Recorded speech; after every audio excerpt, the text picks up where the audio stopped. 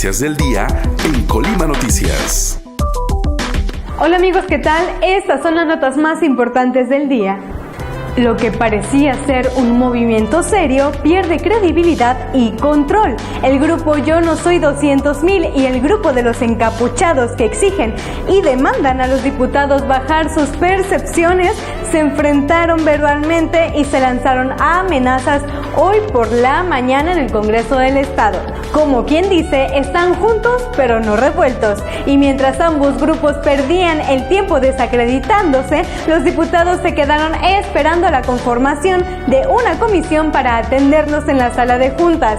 El presidente de la mesa directiva, Riul Rivera Gutiérrez, recalcó que el acuerdo era que serían escuchadas las inquietudes de los manifestantes, pero si se formaba una comitiva para que haya orden. Pero no hubo tal, así que los protestantes perdieron su valiosa oportunidad.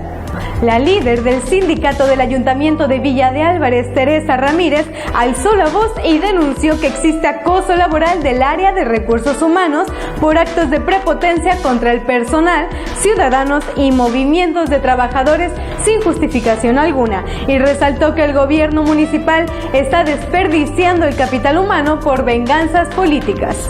Y hablando de sindicatos, el Tribunal de Arbitraje y Escalafón otorgó el registro definitivo del Sindicato Libre del municipio de Cuauhtémoc por orden del Juzgado de Distrito en el estado de Colima. La secretaria general de dicho gremio independiente, Claudia Zurita Alejandre, mencionó que fue un proceso incansable desde hace 4 años para lograr el registro de sindicato, y otro que tomará posesión pero como presidente del comisariado de Bienes Comunales de Zacualpan será Taurino Rincón Lorenzo, por lo que a la brevedad iniciará el proceso jurídico para tomar posesión del balneario Ojo de Agua de esta comunidad.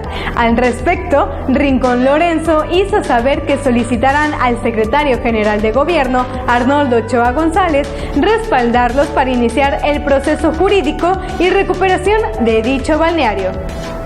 Y en otros asuntos, lejos de tribunales, el delegado en Colima de la Secretaría de Gobernación, Víctor Manuel Gandarilla Carrasco, dio a conocer que en la entidad no se han registrado casos graves de discriminación. Resaltó que hasta ahora no ha visto que sea un problema que merezca la atención de manera muy importante.